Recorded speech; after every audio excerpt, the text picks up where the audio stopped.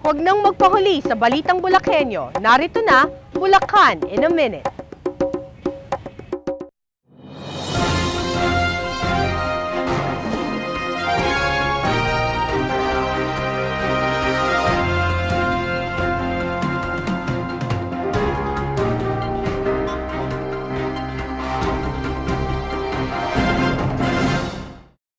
Dumalaw sa Bulacan kamakailan ang Philippine Medical Mission Foundation ng St. Louis, Missouri mula pa sa Estados Unidos upang maghandog ng serbisyong medikal para sa mga Bulakenyo.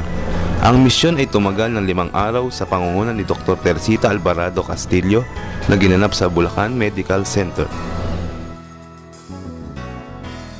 Ang PMA of Greater St. Louis Medical Mission ay maggagamot sa ating kababayan, medical, surgical, sa mata, sa mag-o-opera, saka mga pediatrics, mag-dentista, may dentista, sa lahat ng nangangailangan.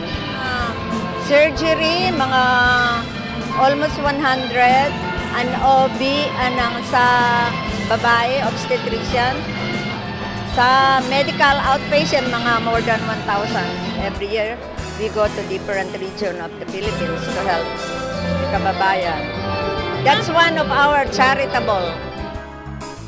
Most of them, merong mga 35 years na or even more than that sa stage at saka ito'y time for payback para makatulong naman sa mas higit nating mga mahirap na kababayan.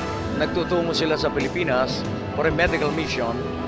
Last 2 years ago, doon sila sa Isabela at marami silang na-perform ng operation doon, and hopefully tomorrow for 5 days they are going to stay here.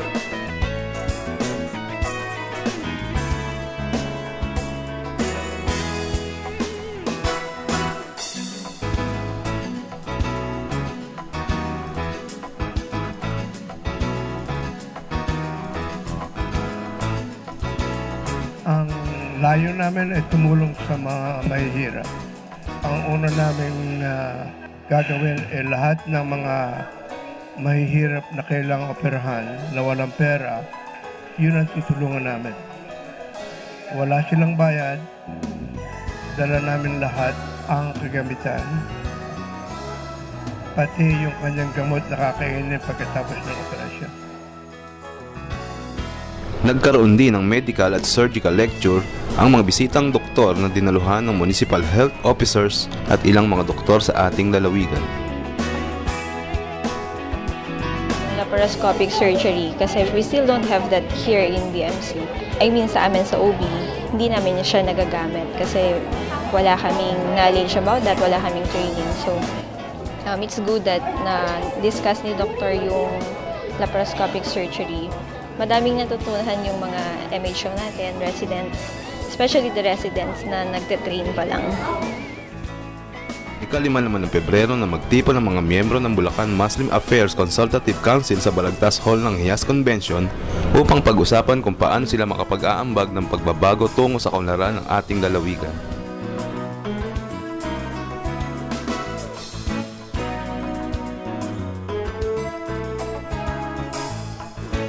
Nakaisa naman ang mga Bulakenyo sa Million Volunteer Run 2 ng Philippine Red Cross noong ika-10 ng Pebrero na ginanap sa City of Malolos, Bulacan.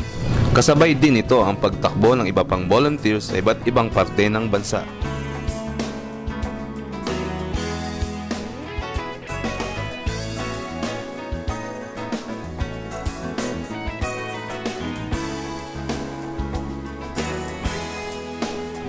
Volunteer Run 2. This is held nationwide sa buong Pilipinas from Luzon, Visayas, and Mindanao. Simultaneous po yan.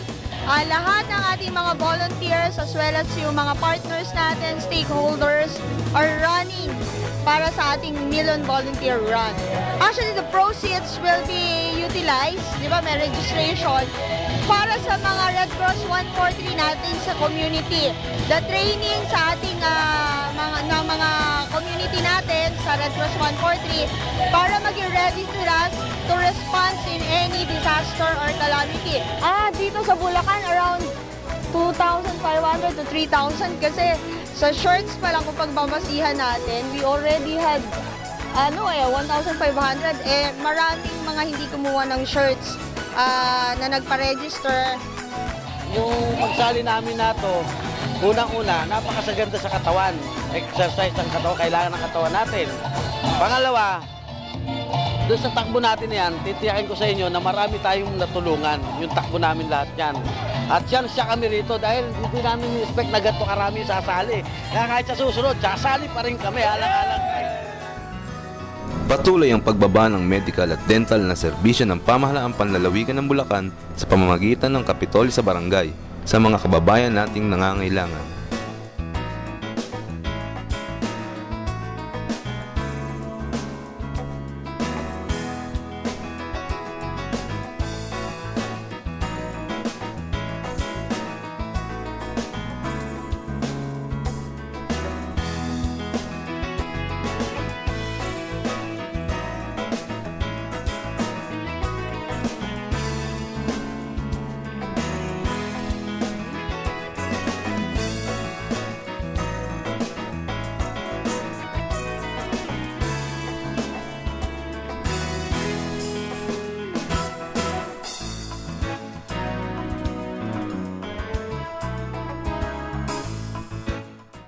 Sa mga kababayan pong Bulakenyo, ang inyo pong tanggapan ng Provincial Public Affairs Office ay nag-aanyayang inyong pakinggan at subaybayan ang 7 punto para sa Bulakenyo.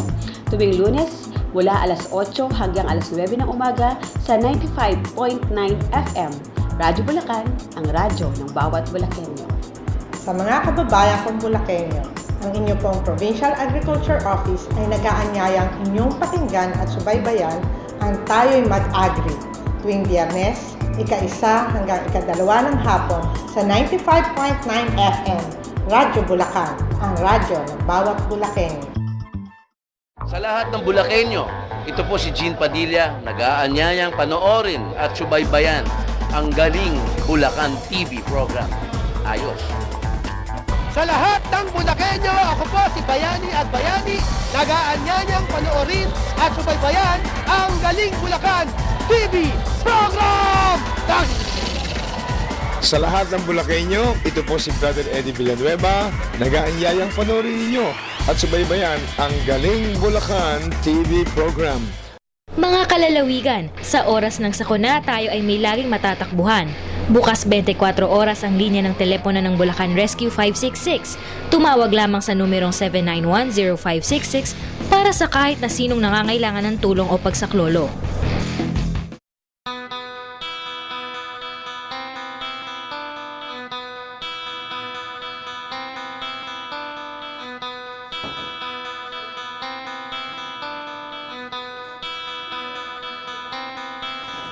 Andrea, pagkatapos mo gamitin yung kandila, patayin mo, baka makasunog ka. Maya-maya na nga po, hindi pa ako tapos eh.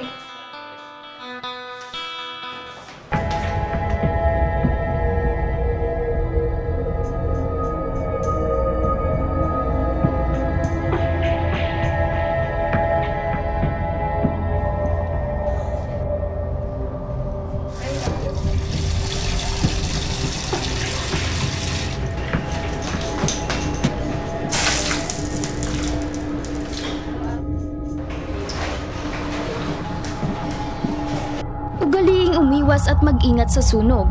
Huwag mo nang hayaang ikaw mismo ang maging sanhi nito. Para sa karagdagang kaalaman at impormasyon, maaaring makiisa sa mga aktibidad ng pamahalaang panlalawigan ukol sa nalalapit na Fire Prevention Month ngayong March 2013. Narito ang mga tala ng mga aktibidad na maaari mong puntahan.